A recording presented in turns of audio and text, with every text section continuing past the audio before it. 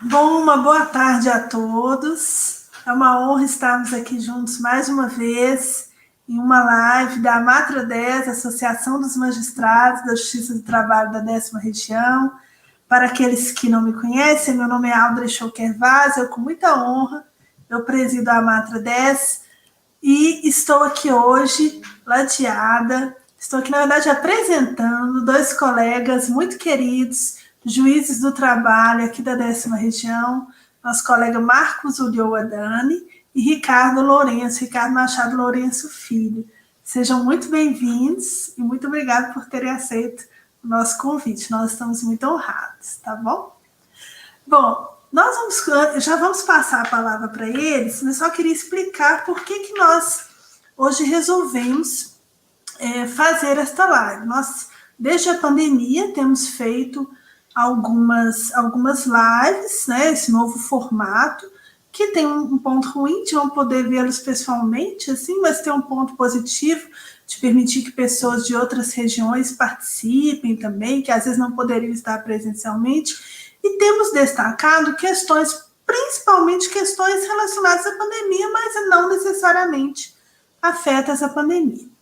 Bom, e logo que surgiu, logo que começaram as medidas governamentais de isolamento ou de distanciamento social, houve uma discussão no âmbito das empresas acerca da possibilidade de extinção dos contratos de trabalho por força maior, por fato do príncipe ou por outras modalidades de rescisão.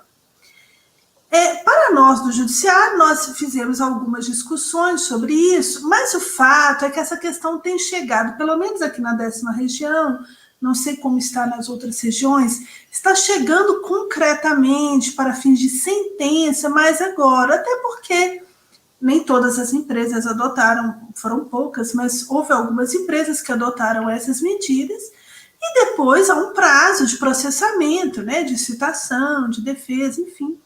E agora essas questões estão chegando para julgamento. Então, é uma questão que está muito premente para nós e que é até curioso, que mexe com institutos que a gente raramente utilizou. Eu mesmo, na minha vida profissional, já estou, acho que com 14 anos aí de magistratura, nunca, por exemplo, declarei uma extinção por fato do príncipe.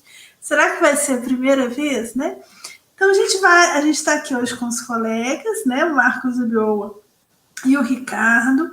O Marcos Ulloa, ele há um bom tempo está atuando na 13ª Vara do Trabalho de Brasília, é estudioso, autor de livros, e o Ricardo está ali vizinho de café, né, Ricardo? Que está Sim. Na 14ª, né? Na 14ª Vara. Ricardo também é outro que é muito estudioso, doutor em Direito, professor, então eu tenho certeza que vai ser um debate muito bom. Então, eu vou começar uma pergunta, e aí vocês fiquem à vontade para se apresentar também, sobre essa questão do fato do príncipe. Vou começar com o Marcos, e depois passo para você, tá, Ricardo? Como a gente comentou, muitas empresas tiveram atividades suspensas durante essas medidas de isolamento. Algumas até hoje estão. Aqui no DF, nós somos uma das primeiras unidades da federação a adotar isso, mas ainda tem atividades que estão suspensas, como é o caso, por exemplo, de cinemas, né? Mas hoje aqui quase todas voltaram, né? Então, restaurantes, academias, escolas, em maior ou menor grau, né? E alguns empregadores utilizaram a figura do fato do príncipe. Eu queria saber do Marcos, e depois do Ricardo, o que vocês acham dessa questão do fato do príncipe? Se é possível esse enquadramento ou não, né? Fique à vontade, Marcos, e se apresente também para nós. Muito obrigada, passo a palavra. Boa tarde, presidente. Boa tarde, meu companheiro de concurso, Ricardo Machado. É um prazer estar aqui com vocês. Obrigado, presidente, pelo convite. Nós estamos hoje numa concorrência desleal com o julgamento do Supremo Tribunal Federal. Tenho certeza que todos estão satisfeitos e querendo ouvir os argumentos de suas excelências naquele julgamento, mas essa é a vantagem do mundo virtual. Nós podemos ficar gravados e gravar para a posteridade. Agradeço muito o convite, presidente, e falo a respeito do fato do príncipe. O fato do príncipe veio nessa discussão, englobando a situação da pandemia, por incidência do artigo 486 da CLT, que previu lá no seu capítulo 5 a possibilidade de rescisão contratual por fato do príncipe. O que seria o fato príncipe como conceito? Seria aquela atividade, aquela atuação da autoridade municipal, distrital, estadual, federal, que impossibilite a continuidade da atividade empresarial e, impossibilitando essa continuidade da atividade empresarial, levaria a uma extinção do contrato de trabalho e a pretensão do empregador que as indenizações decorrentes dessa rescisão seriam arcadas pelo poder público, que emitiu aquela ordem de autoridade que impediu ou impossibilitou o prosseguimento da atividade. Temos alguns pontos que nós temos que analisar.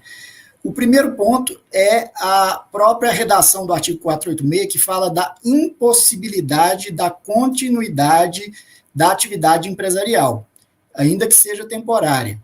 Então, nós podemos pensar aí, por exemplo, os restaurantes, que num primeiro momento ficaram obstados de fazer seu atendimento presencial.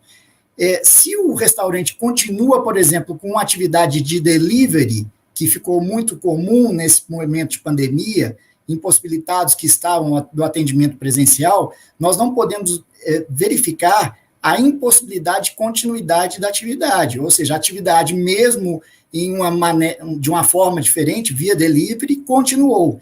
Então, esse ponto já afastaria a possibilidade de aplicação do fato do príncipe.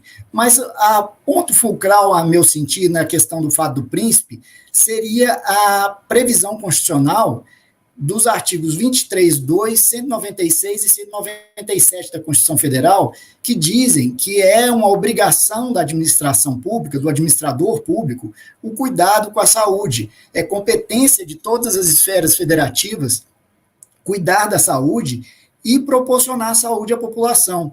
Então, ao estabelecer medidas não farmacológicas de isolamento e quarentena, e obstaculização das atividades presenciais em vários campos não essenciais, o Estado somente fez cumprir o seu poder-dever constitucional, que é proporcionar saúde para a população. E, sendo um poder-dever constitucional, ele poderia até, em sua omissão, ser caracterizado como um improbo administrativamente falando. Ele poderia ser até acionado judicialmente, o administrador público, como um ato de improbidade administrativa ao deixar de cuidar, de emitir ordens e tentar cuidar da saúde da população em vista da pandemia.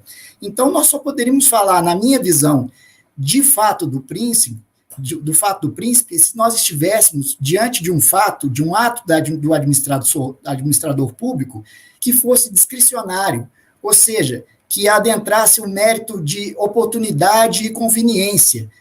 Mas, a meu sentir, no que tange a pandemia e as atitudes dos administradores públicos ao determinar medidas de isolamento e quarentena, como um poder-dever da administração pública, um ato vinculado. Por quê? Porque a doença, o vírus, a pandemia, elas precedem ao ato do administrador. O administrador não fez aquelas atitudes por vontade própria, de oportunidade e conveniência, mas por uma situação vinculada à sua obrigação constitucional de cuidar da saúde da população. E se o evento pandêmico ele precede esse ato do administrador, penso eu que nós estaríamos não diante de um fato do príncipe, mas de uma força maior efetivamente, porque aquilo não dependeu da vontade do administrador público, não foi um ato discricionário ou por oportunidade e conveniência. O que nós precisamos pensar é exatamente no que seria, então, o fato do príncipe, um exemplo de fato do príncipe. Eu lembro, por exemplo, alguns anos atrás, a Prefeitura de São Paulo proibiu a atividade de outdoors no centro da cidade de São Paulo, inviabilizando a atividade. Me parece aí que seria uma atividade de oportunidade e conveniência do administrador público que poderia, no caso de rescisões contratuais por impossibilidade da continuidade da atividade, de se falar em fato do príncipe.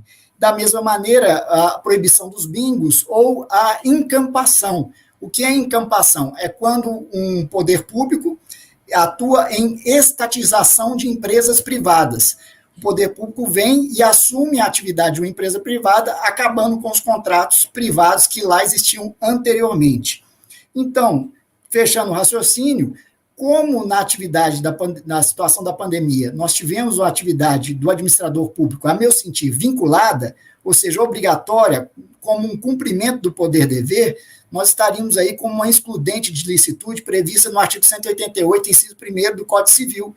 Ou seja, o administrador simplesmente cumpriu o que lhe é determinado pela Constituição. E a responsabilização, como um critério de responsabilidade subjetiva, previsto no artigo 927 do Código Civil, pressupõe um ato omissivo ou comissivo ilícito, que, a meu sentir, parece que não existe na questão da pandemia, razão pela qual eu acho que o momento da pandemia não atrai esse tipo de rescisão com argumentação de fato do príncipe, salvo o melhor juízo. Ricardo, estamos aqui, querido professor Ricardo, essa coisa de leve professor, o pessoal, os alunos gostam, né? Estão aqui colocando aqui nas mensagens. Ricardo, que você compartilha da mesma opinião do Marcos e né, principalmente nessa questão sobre a discricionariedade, sobre ser um ato vinculado mesmo, esses atos, aqui no nosso caso distrital, mas no Tocantins, por exemplo, estadual, municipal, né, de suspensão temporária. O que você acha dessas questões, por gentileza? Fique à vontade. Bom, Audrey, primeiramente, boa tarde a todos e todas. Eu agradeço imensamente aqui o convite da Amatra 10 para participar dessa live, na pessoa da presidente Audrey. Cumprimento aqui meu colega de Minas Gerais, né, Marcos? O colega de Minas Gerais, Marcos Ulloa Dani, e agora, desde há um bom tempinho aqui, colega de 10ª região. Cumprimento todos e todas que estão aqui nos assistindo. Para um tema tão relevante, tão atual, né, que é a discussão sobre se esse contexto caracteriza ou não uma força maior ou pode, eventualmente, caracterizar o fato do príncipe diante das manifestações legislativas e administrativas de diversos entes federados. E para abordar essa questão do fato do príncipe, me parece primeiro, ser importante contextualizar em que momento esse argumento do fato do príncipe surgiu. Como a Audrey colocou, diversos governos estaduais, aqui no Distrito Federal também, determinaram providências voltadas ao confinamento e distanciamento social. Providências, inclusive, autorizadas na legislação federal, na Lei 13.979, agora de 2020. Acontece que surgiu uma disputa de natureza política, principalmente entre o governo federal e o governo estadual, sobre a necessidade ou a utilidade dessas medidas de confinamento social. E foi justamente no bojo dessa disputa que se trouxe, talvez de forma não tão bem intencionada, esse argumento do fato do príncipe. Muitos recordam em que contexto o artigo 486 da CLT foi como que sacado do bolso, foi como que lembrado que existe, que está lá na CLT, para tentar jogar a responsabilidade, uma tentativa de pressionar os governos estaduais que haviam adotado medidas de confinamento social. Então, existe aqui um debate, existe aqui um discurso, um enfrentamento em torno da aplicação desse conceito de fato do príncipe. Me parece que isso é importante no primeiro momento. Colocada essa premissa, a gente pode, então, discutir, mas seria realmente o caso de se falar em fato do príncipe aqui? E aí eu concordo com muito que o Marcos colocou aqui, colocou nesse assunto. Então, é necessário um ato de autoridade municipal, estadual, distrital ou federal, seja pela promulgação de uma lei, de uma resolução, que torne absolutamente inviável a continuação da atividade econômica. O fato do príncipe é uma espécie do gênero força maior. Daí porque alguns atributos do fato do príncipe são também atributos da força maior. Aqui, especificamente, a gente precisa desse ato administrativo da autoridade competente que gere essa interrupção temporária ou definitiva do serviço. Agora, na medida em que se trata também na medida em que trata de uma modalidade de força maior, é necessário que esse fato do príncipe seja também imprevisível. Que a determinação da autoridade municipal, distrital, estadual, federal, seja dotada também dessa característica da imprevisibilidade. Então, quando a gente está falando da pandemia do coronavírus, essa questão da previsibilidade me parece muito importante de ser pontuada. Estamos falando aqui de uma doença, de um novo vírus que surgiu em dezembro do ano passado, que veio se disseminando desde janeiro. Então, quando chegou aqui no Brasil, não dá de dizer que o povo brasileiro foi pego de surpresa. Já havia fortes sinais, muito evidentes, de que estava se aproximando um novo tipo de vírus que mudaria bastante. É claro, a gente não tinha como prever qual a intensidade dessa mudança, mas que geraria algumas mudanças muito significativas, inclusive em termos econômicos, porque a gente já via algo assim, por exemplo, na China e em outros países que foram passando por situação parecida. E aí, tenho como muito importante a gente considerar, além da imprevisibilidade, uma característica que me parece fundamental para diferenciar esse tipo de fato no direito do trabalho de outros ramos do direito das relações sociais, que é que no direito do trabalho o empregador assume os riscos da atividade econômica. Daí porque a gente sabe, vários manuais de direito do trabalho dizem isso. Uma crise econômica está inserida no contexto dos riscos empresariais. De certa maneira, essa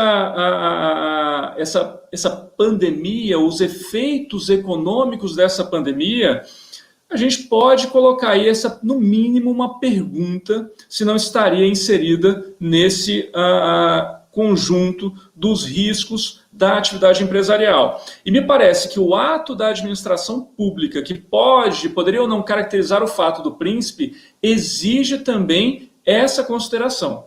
Porque se for um ato que poderia ser previsto, poderia ser antecipado, por exemplo, quando uma empresa mantém um contrato com a administração pública, um contrato que é, por definição, precário, como um contrato de concessão pública, o fato de a administração pública encerrar esse contrato é algo plenamente previsível. Então, me parece que essa é uma colocação importante para a gente compreender aí o fato do príncipe. Parece que o ato da administração pública, e me parece que aqui atos voltados à adoção de medidas legislativas, administrativas, destinados à proteção da saúde pública, esses atos me parecem estar inseridos dentro desse âmbito dos riscos da atividade empresarial. Então, entendo que não seria caso realmente de fato do príncipe.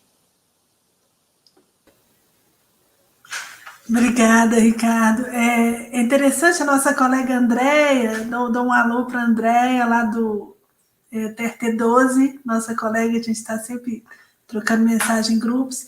Ela falou que há alguns colegas, não necessariamente magistrados, mas que há alguns que entendem que haveria uma discricionariedade, né, do administrador.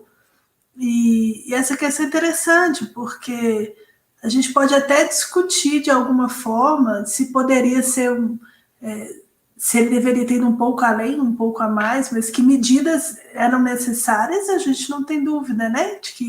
E a prova disso são os números que a gente tem hoje, né?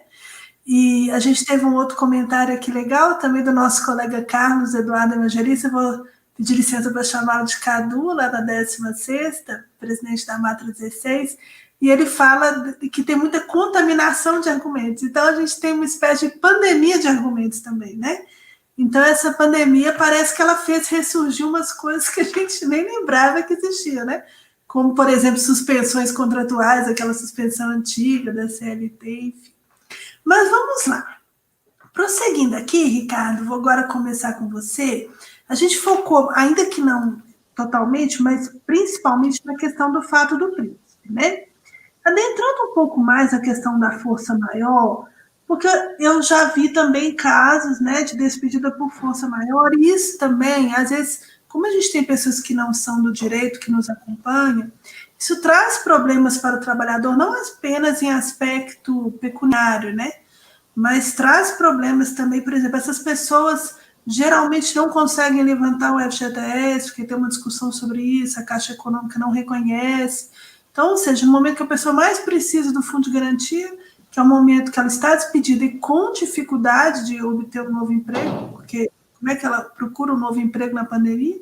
Ela se vê impedida disso. Então, isso tem muitas consequências na vida, né, do trabalhador e, claro, também na vida da empresa, né? Então, algumas empresas, por outro lado, não foram pela teoria do fato do príncipe, mas foram pela força maior, até porque a MP 927, que acabou caducando, ela falava lá, né, que a pandemia é força maior. Então, queria saber de você, Ricardo, depois do nosso querido Marcos, se você acha que enquadra a força maior nesse caso, dando continuidade à sua fala anterior. E uma questão interessante que eu vejo que os autores também divergem, se você acha que é possível presumir ou se tem que ser analisado concretamente, conforme a empresa, conforme o segmento empresarial. Por favor, Ricardo, fica à vontade.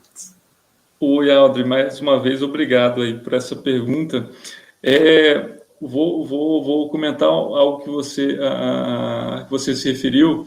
A medida provisória 927 de 2020, que realmente caducou, ela estabelece que para fins laborais a pandemia seria uma hipótese de força maior prevista no artigo 501 da CLT. Eu acho que a gente tem que tomar um certo cuidado aqui primeiro, que é buscar qual exatamente o sentido, digamos, jurídico da força maior. Porque força maior, a expressão força maior, ela é utilizada em várias situações, em vários contextos. Para o senso comum, força maior tem um sentido. A gente, inclusive, vê, por exemplo, em processos judiciais, uma empresa que perdeu um contrato de licitação, um contrato de prestação de serviços, alega que houve força maior para promover a dispensa dos seus trabalhadores, ou uma empresa que diz que faliu e isso seria uma causa de força maior. E a gente sabe que tem aí jurisprudência de vários TRTs, do próprio Tribunal Superior do Trabalho, dizendo que essas hipóteses não são de força maior. Mas é interessante como esse tipo de argumentação mostra o sentido de força maior, que a gente pode chamar de um senso comum, para o sentido jurídico de força maior. E aí me parece que a força maior no direito do trabalho, além de ter um sentido muito específico, ela precisa ser analisada sempre no caso concreto, de acordo com as particularidades e a realidade de cada dinâmica empresarial.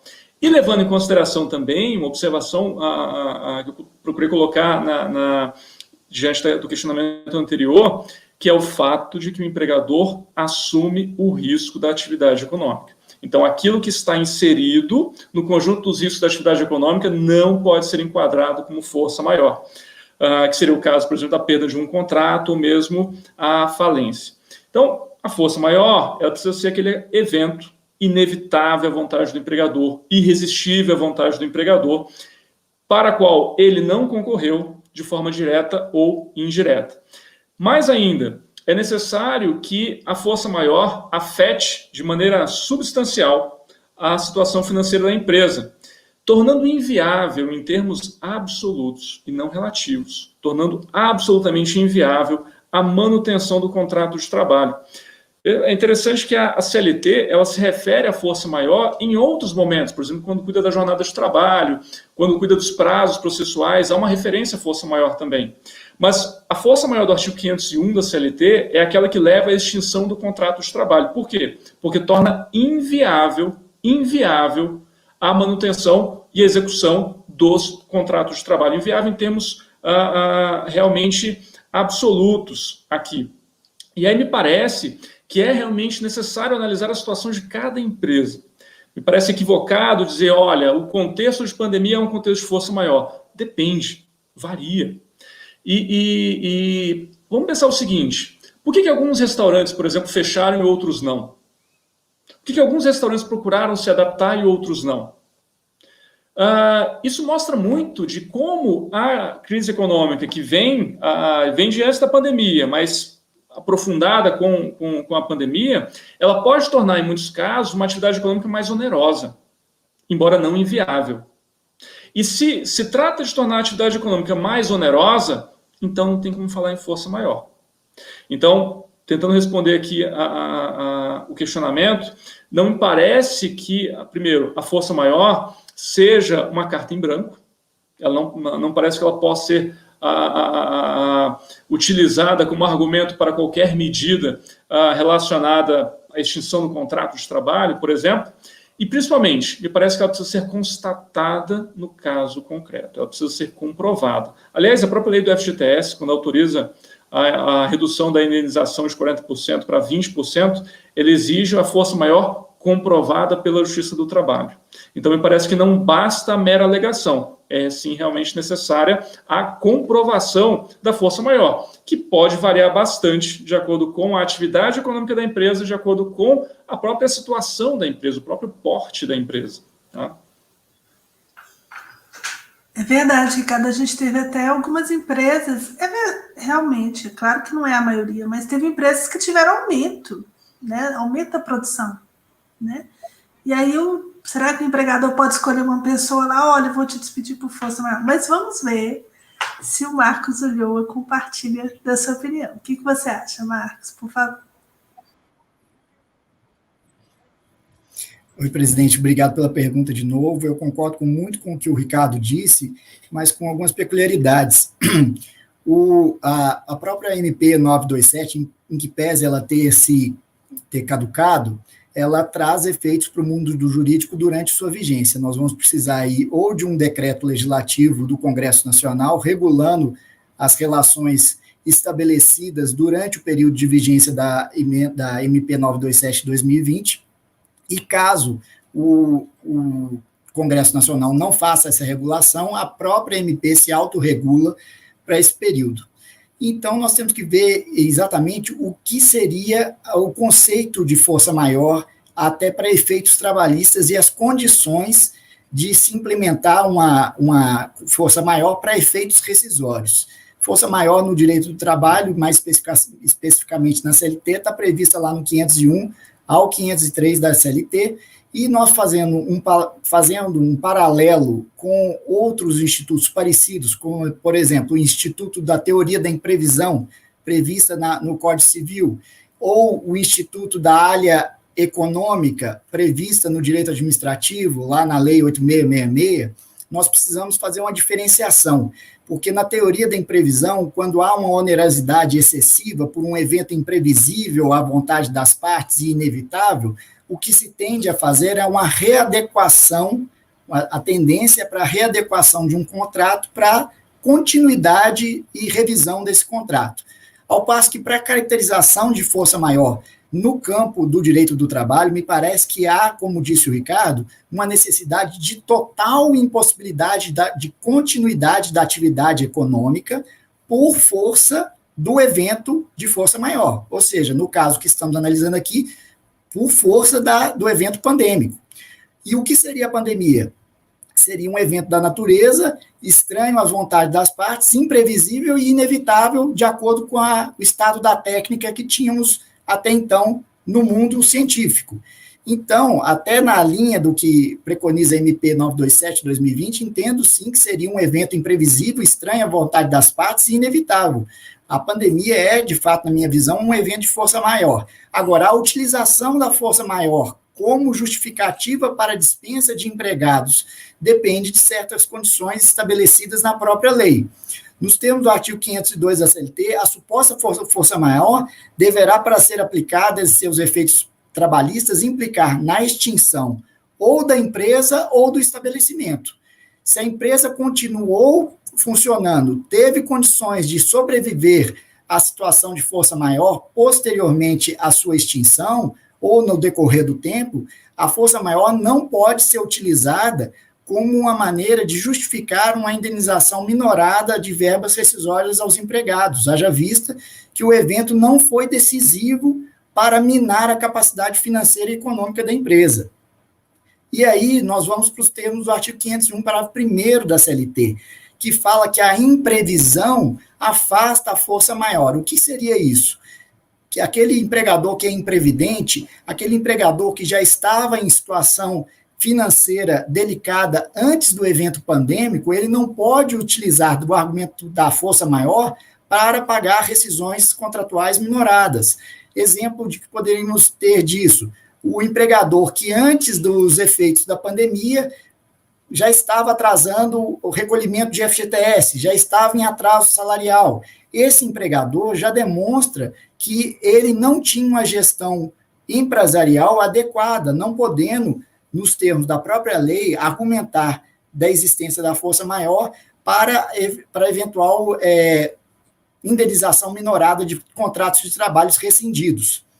E nos termos da súmula 212, e aí vai na linha do que o Ricardo estava argumentando, da necessidade de avaliação do caso concreto, nós temos a súmula 212 do TST, que prevê a continuidade do vínculo empregatício. É uma presunção relativa, mas a presunção é que o vínculo empregatício, no contrato de prazo indeterminado, ele se prolonga no tempo.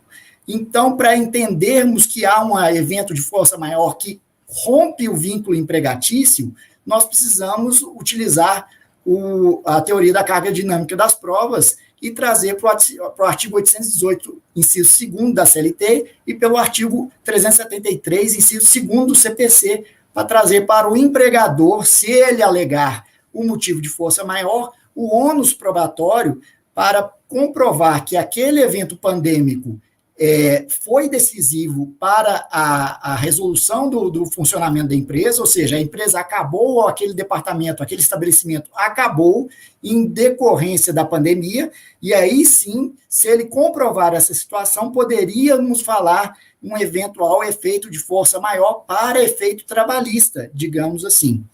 Agora, uma situação que é muito interessante, que nós temos vários questionamentos a respeito do artigo 503 da CLT, que também está naquele período ali, naquela determinação de força maior.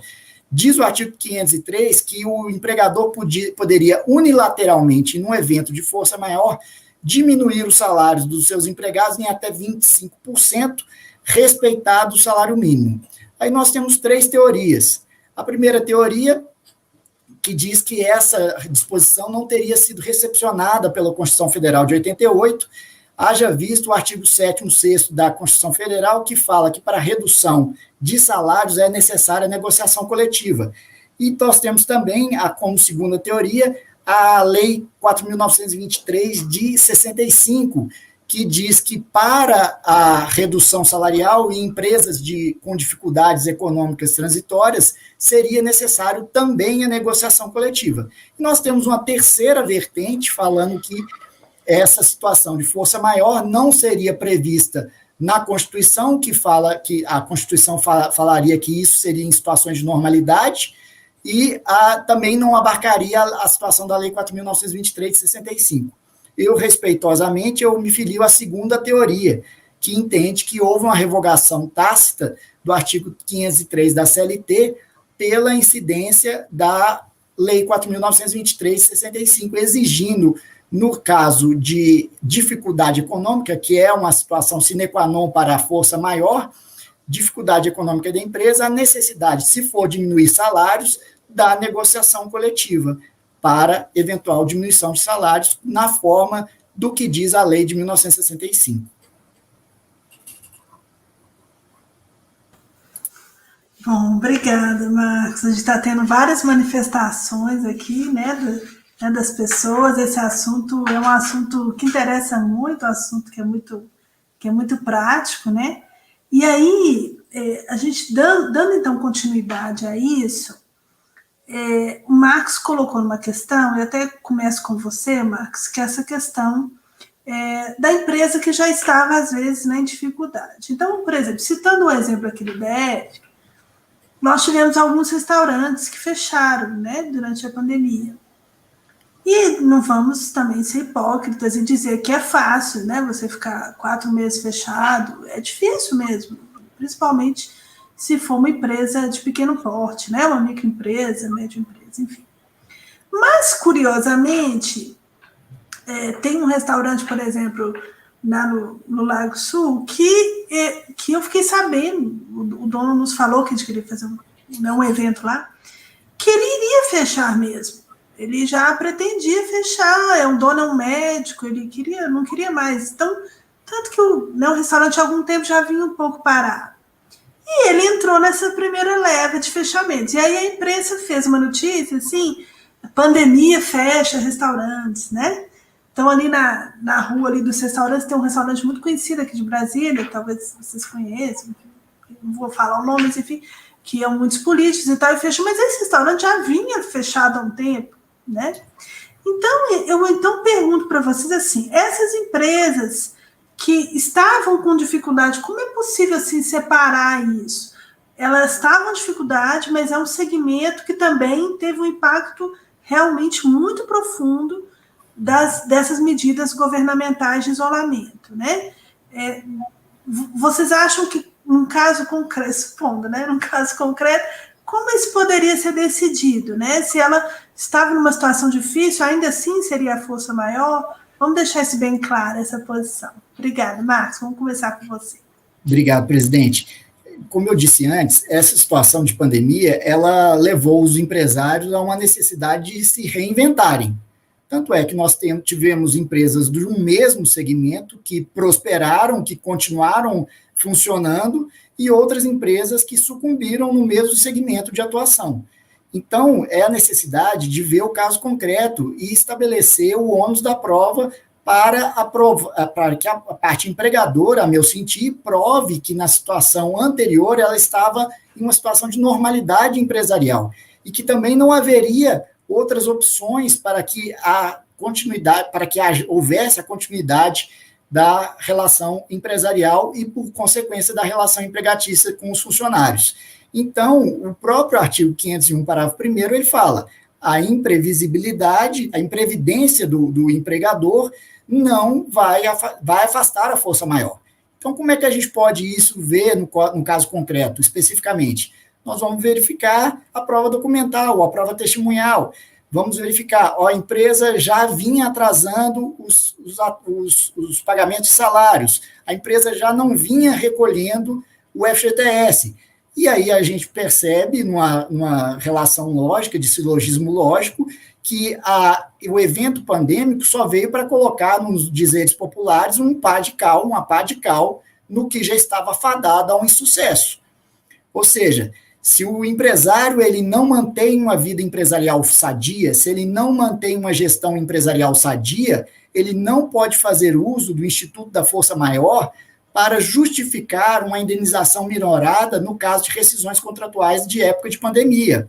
Isso nós vamos ter que verificar caso a caso, no caso concreto. Vamos verificar se a empresa tinha uma saúde financeira e econômica anterior à pandemia e se o evento pandêmico foi decisivo para essa mudança de posicionamento.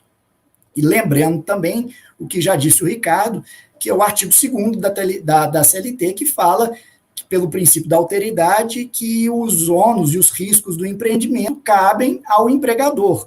E nessa toada, me parece mais razoável, mais lógico, que o ônus da prova dessa situação econômica saudável antes da pandemia seja do empregador. Se não houver essa prova, me parece que não se pode presumir um evento de força maior pelo simples fato de haver o fechamento do empreendimento durante a pandemia. Ricardo, você, nesse caso, compartilha da posição do Marcos? O que você acha?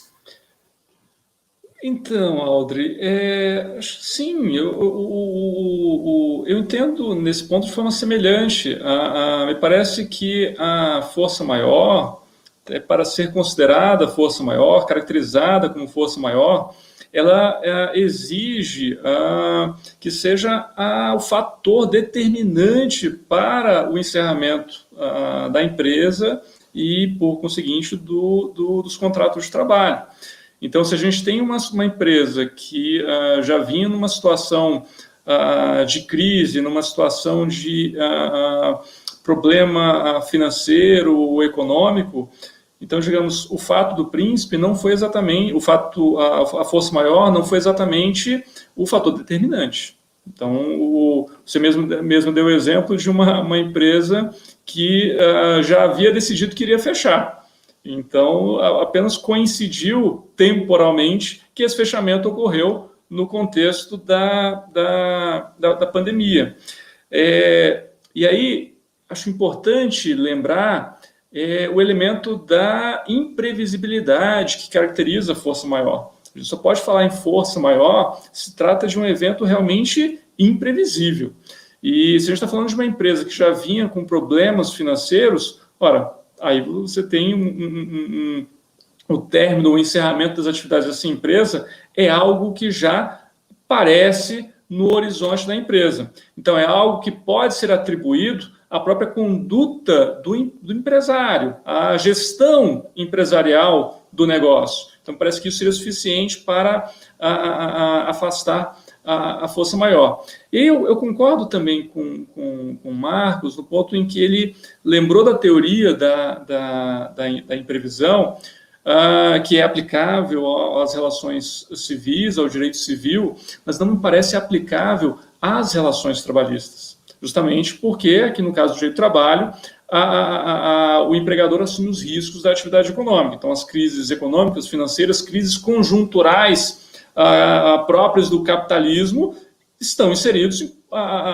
no horizonte de qualquer pessoa que se dedica a uma atividade econômica, uma atividade empresarial. Então, para que lembrar isso? Para lembrar que não se trata apenas de deixar a atividade mais onerosa. É necessário que aquela atividade se torne inviável. Então, se a empresa já vinha numa situação deficitária, a pandemia não interferiu de forma determinante para o fechamento da empresa. Então, não me parece adequado invocar a questão da força maior, que, de novo, exatamente por isso, pela importância dessa caracterização, eu reforço aqui, concordando com o Marcos, a necessidade de prova da força maior, a necessidade de como o evento repercutiu na realidade da empresa. Não basta ser uma concausa, né? Tem que ser a causa principal. Nós vamos entrar agora numa questão mais prática, até responder, depois vão ter algumas perguntas orais também, mas em termos práticos, então supondo, né, que seja que os dois colocaram que não vislumbram a possibilidade de caracterização do fato do príncipe, mas que eventualmente, a depender do caso, né, e concretamente analisado, possa ser reconhecida a força maior.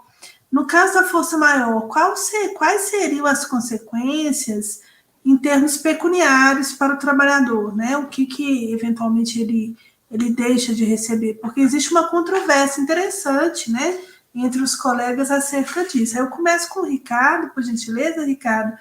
Quais são essas consequências, por favor?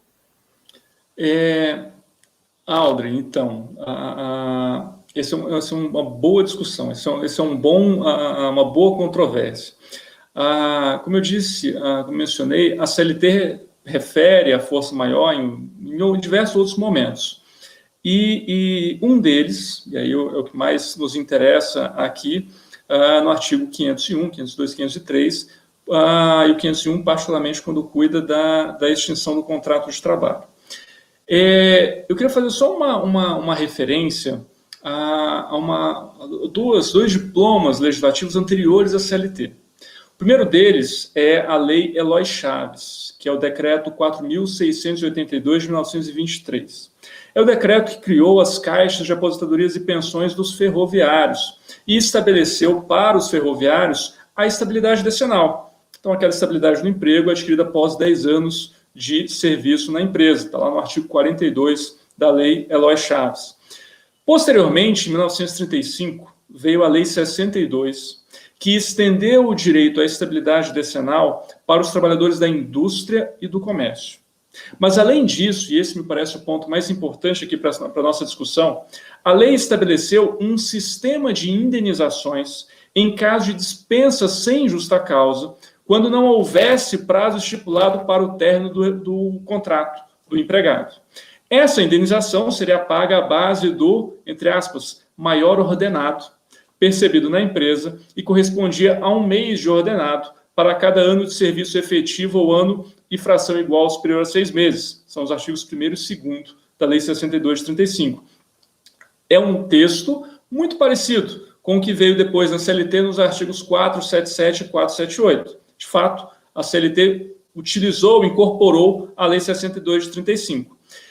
Interessante, a Lei 62 de 35, que previa essa indenização para as hipóteses de dispensa sem justa causa, ela enumerava quais eram as hipóteses de, abre aspas de novo, causas justas, que era a expressão então utilizada, causas justas para a despedida, como, por exemplo, ato de improbidade, incontinência de conduta, figuras que a gente conhece do artigo 482 da CLT.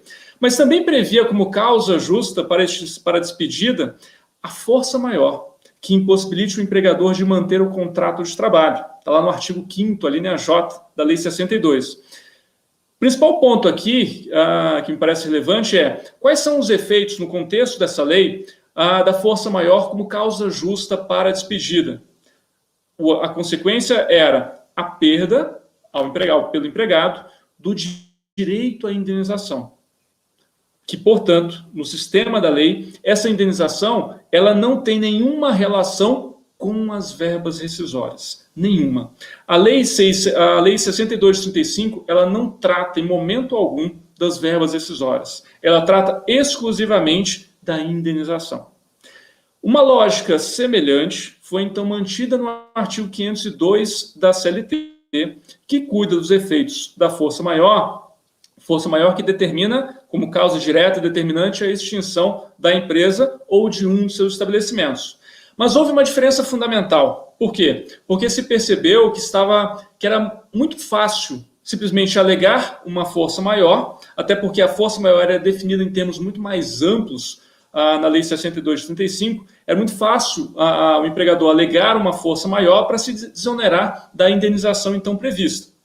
O 502 da CLT adota, então, uma diferença fundamental em relação à Lei 62 de 35.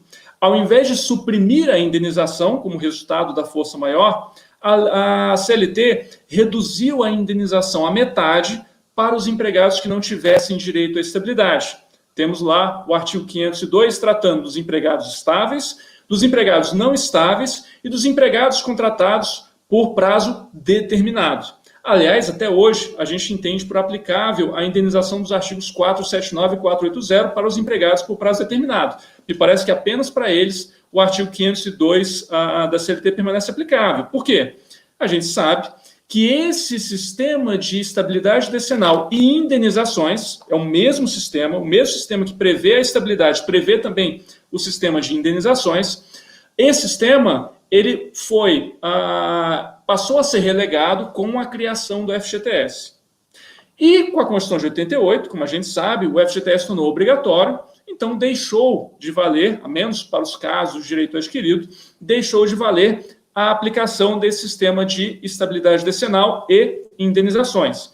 Daí porque me parece que os incisos 1º e 2º do artigo 502 da CLT não tem nenhuma aplicação no que diz respeito a verbas rescisórias, porque cuidam exclusivamente de indenização dentro de um sistema previsto, coerente, de reparações em caso de dispensa sem justa causa, reparação em termos de indenização. E aí, a lei do FGTS, que foi justamente o regime que substituiu esse sistema, prevê o quê? A redução da indenização de 40% em caso de força maior. Essa indenização vai para 20%, exclusivamente em caso de força maior reconhecida pela Justiça do Trabalho. Tão somente. No caso do fato do príncipe, por exemplo, a legislação não traz nenhuma consequência em termos de verbas rescisórias. E não me parece ser o caso de aplicar alguma regra por analogia aqui, porque a gente está falando de restrição de direito. A gente está falando de reduzir direitos sociais e trabalhistas. Me parece que essa é uma premissa importante. Então, o legislador, quando quis, ele restringiu expressamente um efeito rescisório que trata do FGTS, tão somente.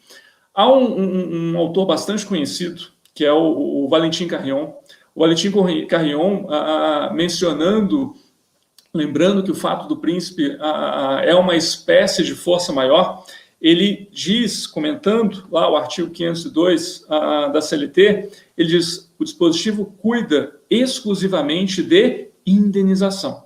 Não interfere em absolutamente nada nas verbas rescisórias. Então, aviso prévio, férias, 13º, continuam garantidos integralmente. O único efeito aqui vale para a força maior e exclusivamente porque existe uma previsão expressa no artigo 18, parágrafo 2º da Lei 8.036 de 1990. Aldri, creio que seja isso. Muito bom. E foi muito legal você trazer essa questão histórica, viu? Os textos que eu li, poucos trouxeram essa questão. Eu acho que o Marcos, vamos ver se o Marcos vai ter uma opinião exatamente igual ou é diferente, né, Marcos? Vamos lá, fique à vontade, por favor. Oi, Aldo, obrigado de novo pela pergunta. Tem umas questões que a gente precisa verificar no que tange o artigo 502, que ele fala exatamente como o Ricardo falou, de indenização.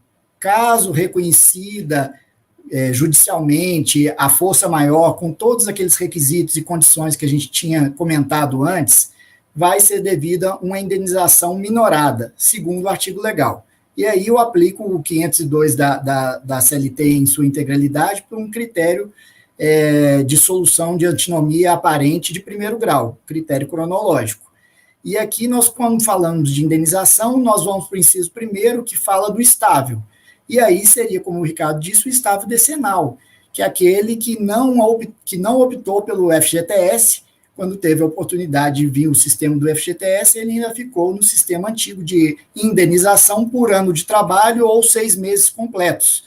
Então, se houvesse ainda esse estável decenal, que é muito difícil, haja vista que o sistema do FGTS já há alguns anos se tornou obrigatório, a indenização por ano trabalhado seria reduzida à metade nesses casos. No inciso segundo, fala daqueles que não têm estabilidade, que seriam a maioria dos trabalhadores, que teriam contratos de prazo indeterminado, mas que não teriam a estabilidade. Se fala na redação legal da metade do que seria devido no caso de rescisão sem justa causa.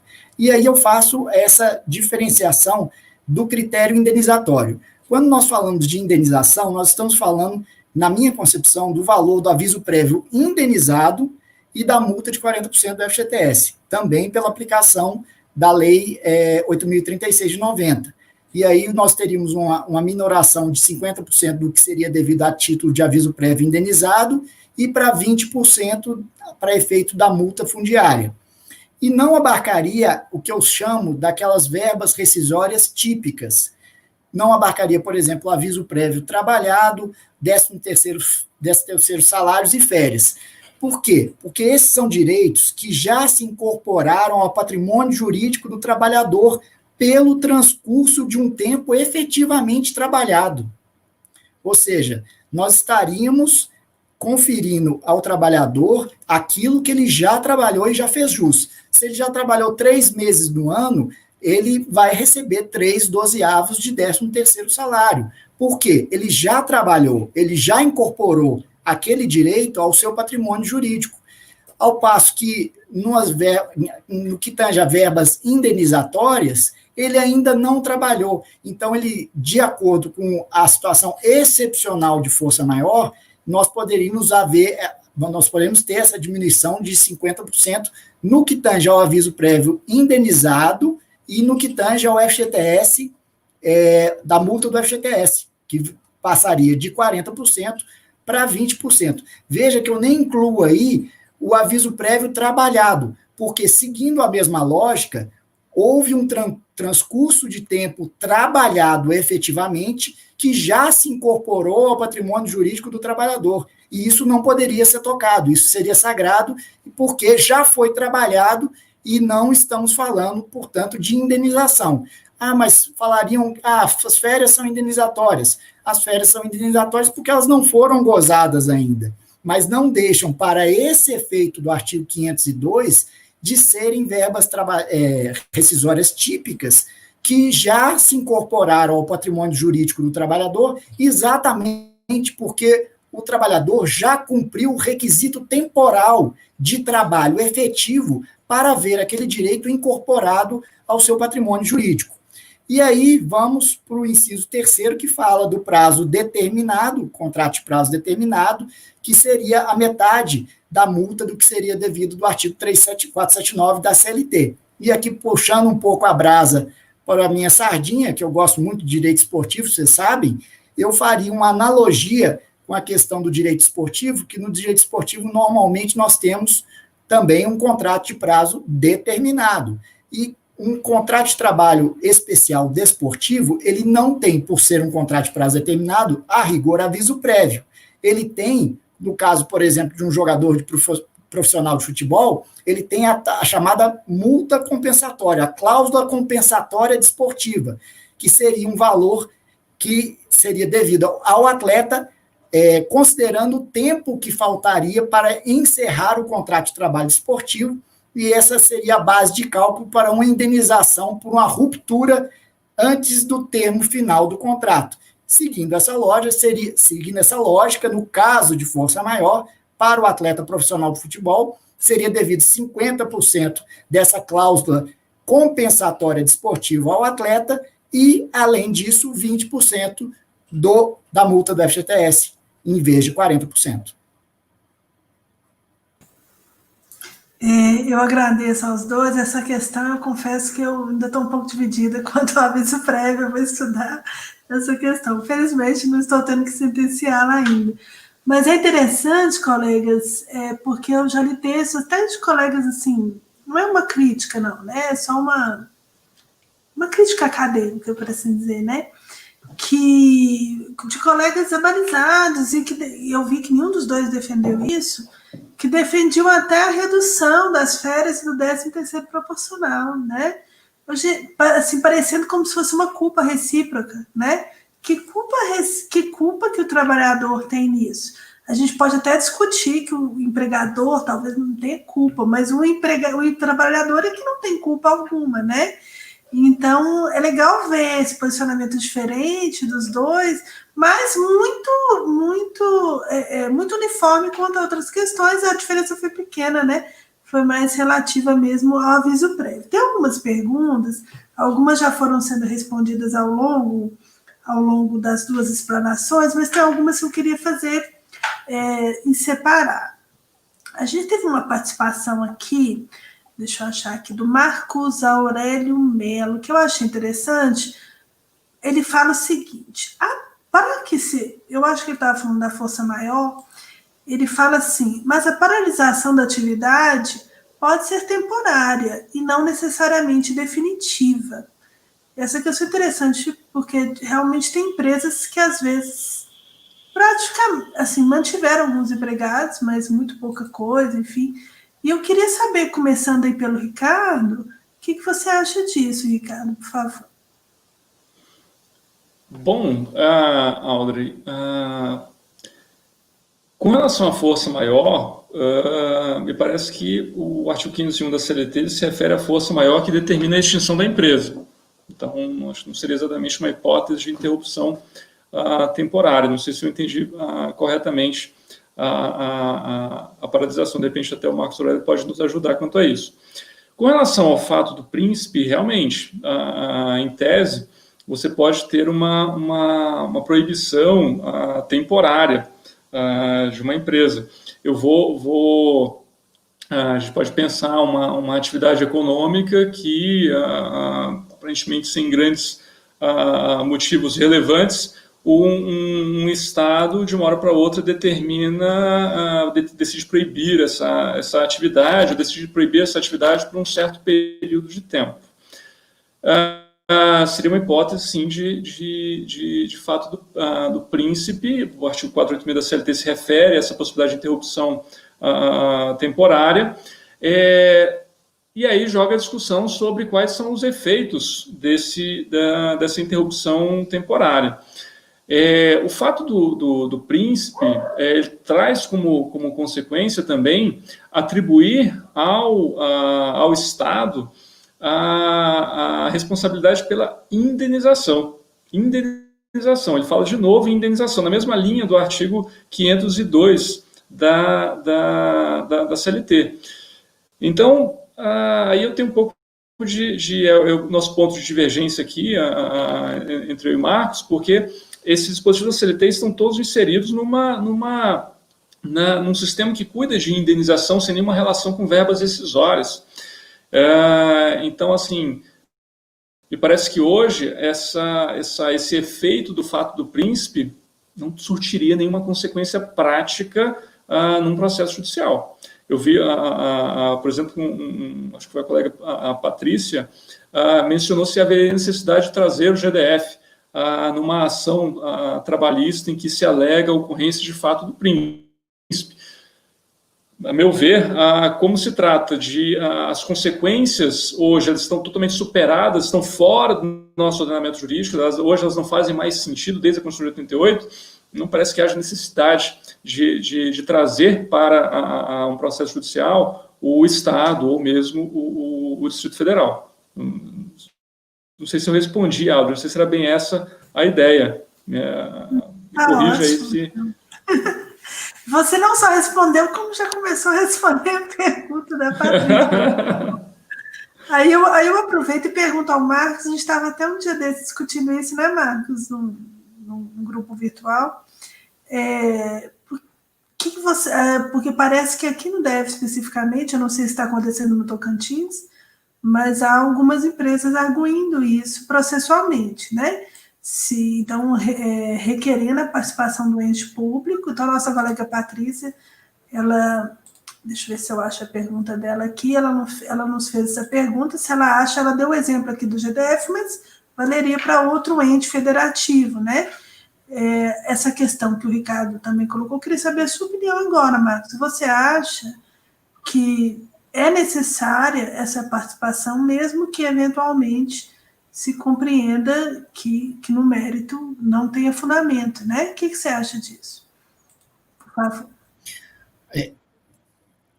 Audrey, é o seguinte, só falando um pouquinho da resposta do Ricardo, não discordando dele, eu acho também pouco utilizável a questão do fato do príncipe. Para a força maior, é claro, precisa da extinção do estabelecimento ou da empresa, mas me parece pouco utilizável a questão da paralisação temporária, porque nós vamos ter, inclusive, a previsão do artigo 3º, inciso parágrafo 3º da Lei 3.979, de 2020, que fala que a falta do empregado durante os procedimentos de medidas não farmacológicas, como isolamento, quarentena, é considerada uma falta justificada, ou seja, seria uma interrupção contratual.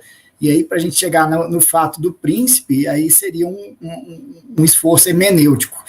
Mas, voltando à questão do fato do príncipe, eu acho que é muito importante, primeiro, a gente explicar o parágrafo 3º do artigo 486, que falava da necessidade de se mandar a demanda para a justiça comum daquela fazenda pública que estava sendo questionada. Não me parece que seja o caso, porque essa redação do parágrafo 3º do artigo 486 foi estabelecida antes da Constituição de 88 e antes também da Emenda Constitucional 45.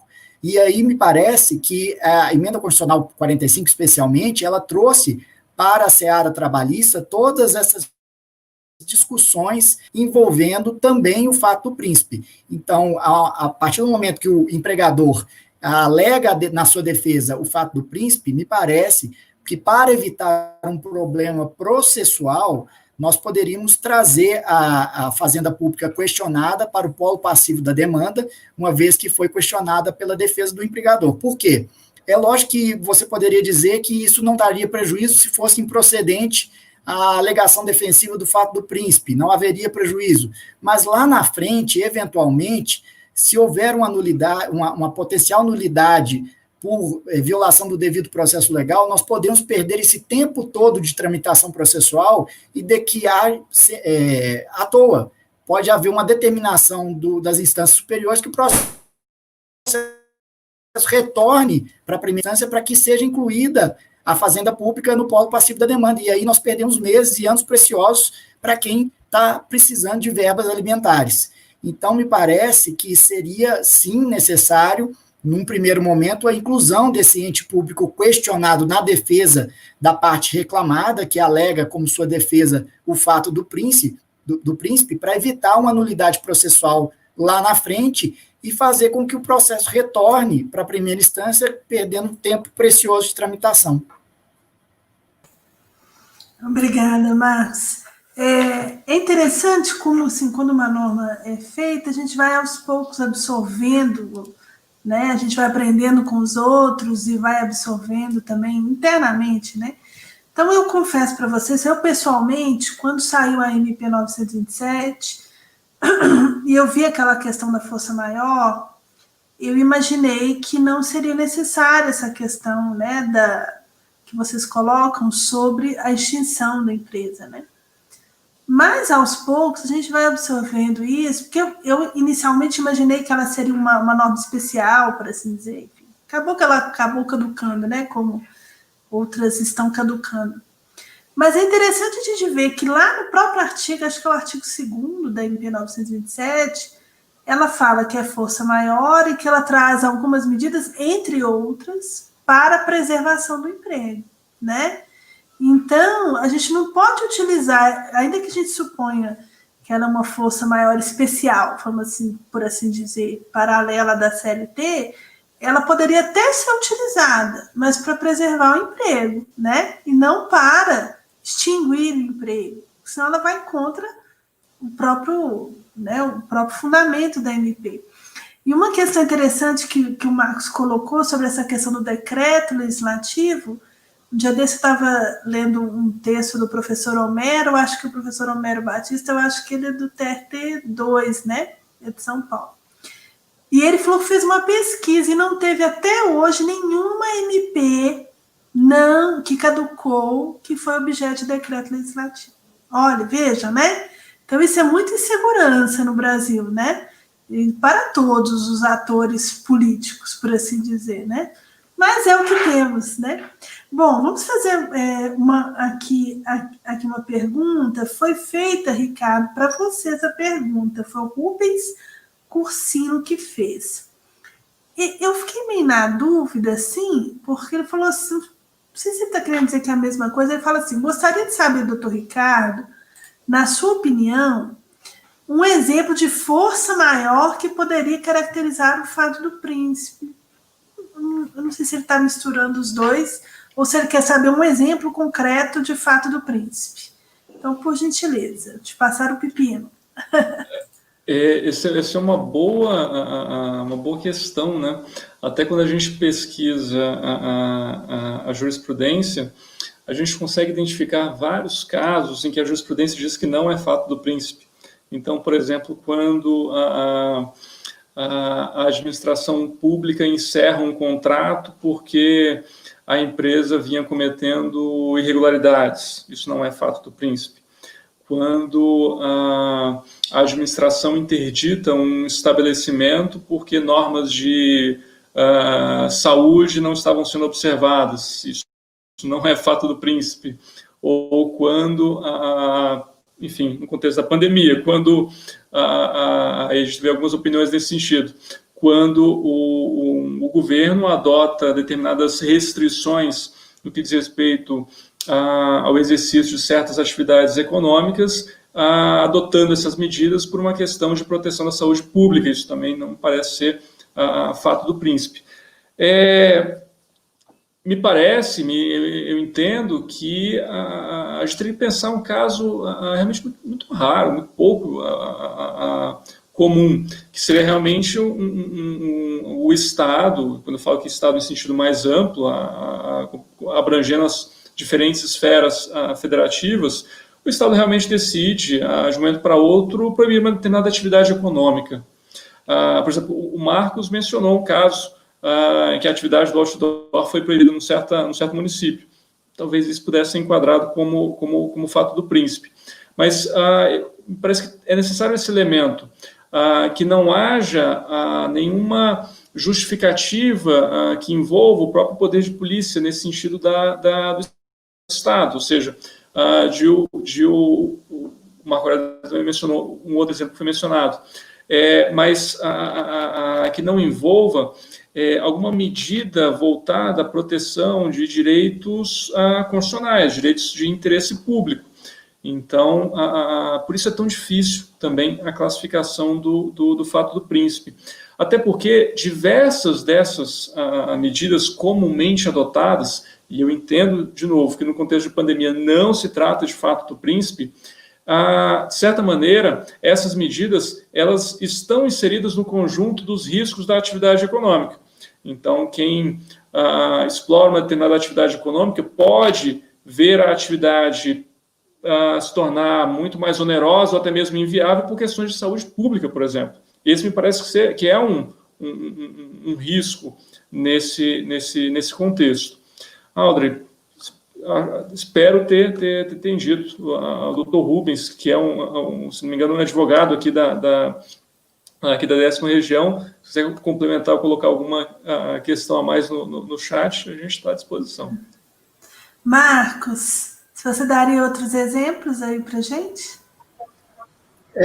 Primeiro, esclarecer, como disse o Ricardo, que tem certas situações previstas até na própria CLT, como, por exemplo, o artigo 160, 161, que falam de interdição, embargo, por exemplo, de uma máquina que está causando risco à saúde pública, ou à saúde do trabalhador. Isso tudo não é fato do príncipe, porque existe um direito maior protegido nessa situação, que é a saúde do trabalhador. Agora, eu já tinha dado outros exemplos, que um dos exemplos que é até dado pelo professor Homero é o exemplo da encampação, que é estatização. Ou seja, uma empresa privada é estatizada pelo poder público, por uma atividade de conveniência e oportunidade do poder público. O poder público vem e estatiza essa empresa e, por consequência, os contratos de trabalho são extintos. E aí estaríamos, de fato, com um fato do príncipe.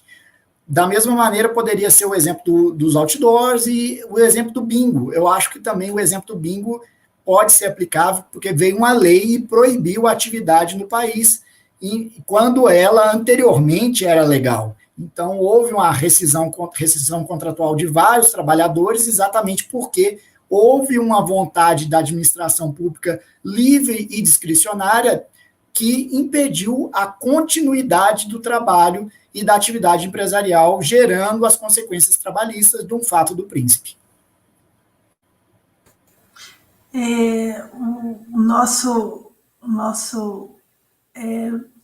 presidente da ATAT, que é a Associação dos Trabalhistas Advogados, Associação dos Advogados, desculpa, me falta, Associação dos Advogados Trabalhistas Tocantins, que é o doutor Leonardo Maciel, super gentil, um alô para o senhor, viu, doutor Leonardo?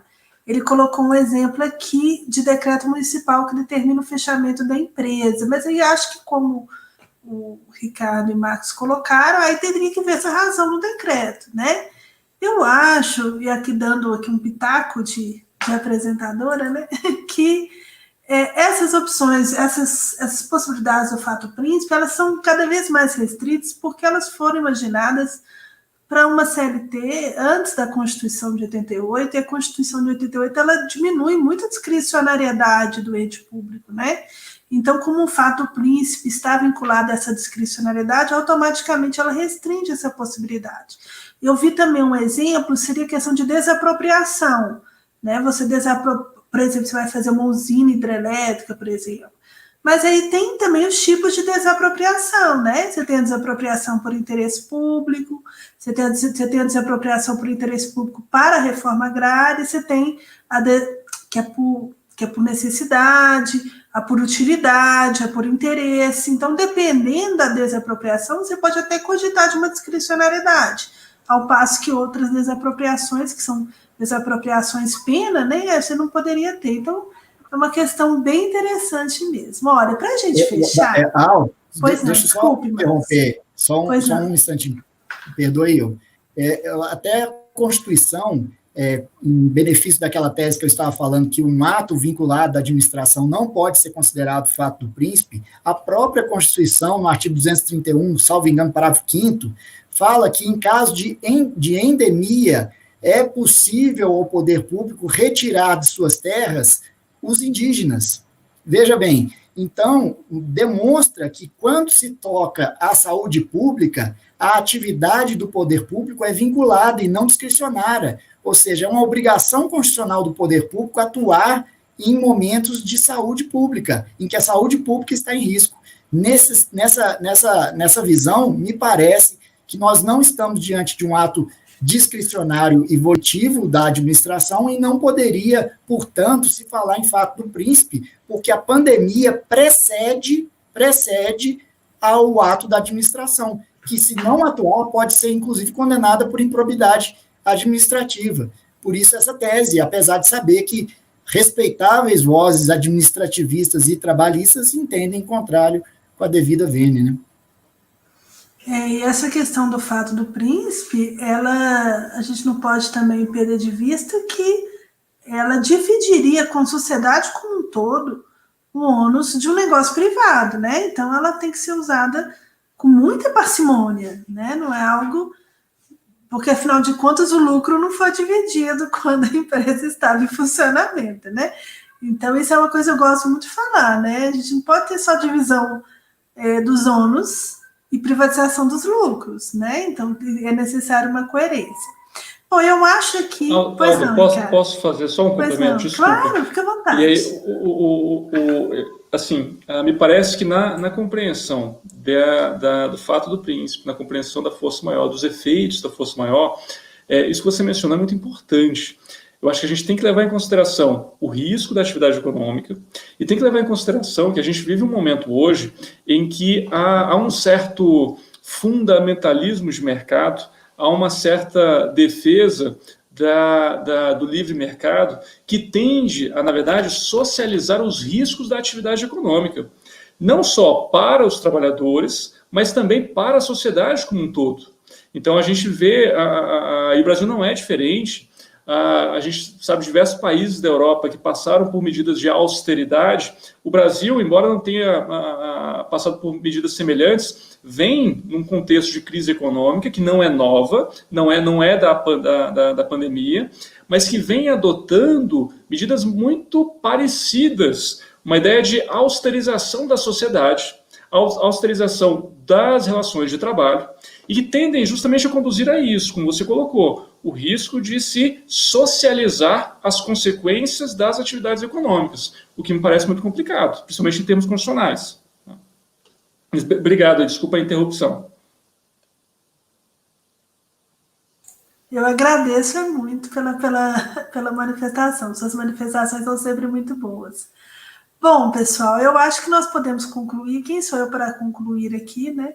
Mas acho que nós podemos concluir a partir dos nossos debatedores de hoje, que de fato a possibilidade de enquadramento dessas rescisões durante a pandemia na figura do fato do príncipe são muito remotas, ainda que de nada possa ser taxativo no direito, e que mesmo o enquadramento na força maior é também difícil, não é? Ainda que possa se caracterizar em alguns casos concretos de fechamento daquele estabelecimento empresarial, já que, de fato, a pandemia era um fato imprevisível, mas desde que não tenha ocorrido, como eles bem colocaram, uma imprevidência, né, do empregador, né? E quanto às consequências disso? Aí a gente viu um debate super legal entre os dois, que quanto a uma divergência no aspecto da redução do aviso prévio, mas uma concordância quanto à redução apenas da multa fundiária e não haver redução de outras parcelas, como férias, 13º, enfim. Então, eu queria agradecer muito aos dois, convido a todos que não puderam assistir tudo ou que quiserem indicar para outros colegas, a palestra ficará no nosso canal aqui no YouTube. Agradeço os votos aqui dos colegas, estou vendo o doutor Hilton Borges se manifestando, não encontro mais o doutor Hilton Borges na sala de audiência, ele ainda está me mandando aqui saudações alvinegras. Marcos Ulloa, eu acho que a gente devia encerrar a palestra agora, não é verdade? Nós que somos cruzeirenses, né, temos que ouvir isso aqui do doutor Hilton, não podemos, né? Então eu agradeço muito, Marcos Ulloa, Ricardo Lourenço, foi uma honra ter estado com vocês aqui. A palestra foi super didática, foi agradável, foi leve. Muito obrigada pela presença dos dois, viu? Até. Muito obrigado, Aldo. Parabéns de novo aí pela Mata 10, pela iniciativa. Foi uma honra estar aqui. Muito obrigado. Cumprimento também o Marcos pelo excelente nível das colocações. Muito bem. Obrigado, presidente. Obrigado, Ricardo. É uma honra estar com vocês aqui. A gente está sempre se encontrando. Pelo menos se a gente não pode presencialmente, virtualmente, a situação de pandemia, pelo menos a gente pode se ver através das câmeras, né? Sim. E foi muito enriquecedor, eu sempre aprendo quando eu participo de eventos assim, ainda mais com pessoas diferenciadas como vocês são. Um abraço, viu? E muito agradecer obrigada. A presença de todos, né, Aldo? Foram muitas questões, muitos comentários, vários colegas, vários advogados, né? Muito bom. Foi gostoso, bom. Participativo. Fiquem de olho, igual aquelas youtubers, né? Por favor, sigam o nosso canal, clique, eu nem sei onde é que clica no joinha, no sininho, não sei o quê, mas para que fiquem a par das nossas próximas lives. A gente pediu sugestões hoje, foi a nossa primeira vez que a gente fez o formulário. Vou ficar de olho nas sugestões para a gente trazer debates tão bons como esse. A todos uma boa noite, nosso muito obrigado. Até mais. Tchau, tchau.